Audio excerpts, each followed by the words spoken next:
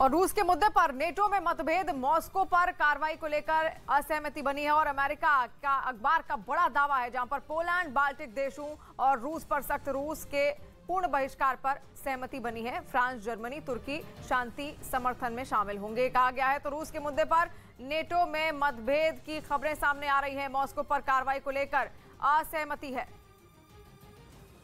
उधर यूक्रेन ने चेर्नोबिल परमाणु प्लांट से जुड़ा एक बहुत ही डराने वाला दावा किया है। यूक्रेन के मुताबिक रूसी सैनिकों ने वहां कब्जे के दौरान बड़ी मात्रा में रेडियो एक्टिव धूल उड़ाई, जो यूक्रेन के लिए खतरे की घंटी साबित हो सकता है, क्योंकि रूस के सैनिकों की तरफ से जो रेडियो एक्टिव धूल उड़ाई गई वो बेहद ही खतरनाक है और सैकड़ों लोगों के लिए जानलेवा साबित हो सकती है। सोशल मीडिया पर शेयर किए गए एक वीडियो के जरिए दावा किया गया कि रूस के सैनिकों ने प्लांट पर कब्जा करने के बाद वहां अपने हथियार और सैन्य उपकरण लगाने के लिए कई गड्ढे खोदे थे। ड्रोन से ली गई तस्वीरों में ये गड्ढे परमाणु प्लांट के उस हिस्से में दिखाई दिए जिसे रेड फॉरेस्ट कहा जाता है। रेड फॉरेस्ट यानी प्लांट की वो जगह जहां रेडिएशन का खतरा सबसे ज्यादा है। लेकिन यूक्रेन पर हमला और उस पर जल्द से जल्द कब्जा जमाने की कोशिश में जुटे रूस के सैनिकों को यह खतरा शायद नजर नहीं आया। तभी तो 24 फरवरी को जंग शुरू होने के पहले ही दिन रूसी सेना ने चेर्नोबिल पर धावा बोल दिया था। रूसी सेना के बड़े बड़े टैंक और बख्तरबंद गाड़ियां खतरनाक रेडिएशन से भरे चेर्नोबिल के इलाके में बेधड़क घुस गई थीं। हैरानी की बात ये रही कि युद्ध की रणनीति बनाने वाले रूसी सेना के कमांडरों को भी ये खतरा नजर नहीं आया और उन्होंने उससे बचाने वाले सुरक्षा उपकरणों के बिना ही अपने सैनिकों को वहां भेज दिया।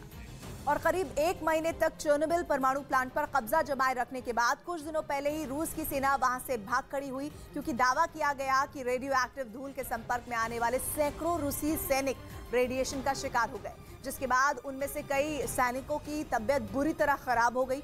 रेडिएशन के संपर्क में आए उन रूसी सैनिकों को इलाज के लिए बेलारूस भेजा गया, लेकिन रूस के सैनिकों की वजह से अब ये खतरा पूरे यूक्रेन में फैलने की आशंका जताई जा रही है, क्योंकि रूस की सेना की वजह से चेर्नोबिल की ये रेडियो एक्टिव धूल अब वहां के कई दूसरे इलाकों में फैलने का दावा किया जा रहा है। और कहा तो यहाँ तक जा रहा है कि चेर्नोबिल से निकलकर कीव तक आए रूसी सेना के टैंक और बख्तरबंद गाड़ियां उसी धूल से सनी थीं। यानी चेर्नोबिल से निकला रेडिएशन का खतरा करीब 130 किलोमीटर दूर कीव तक पहुँच गया।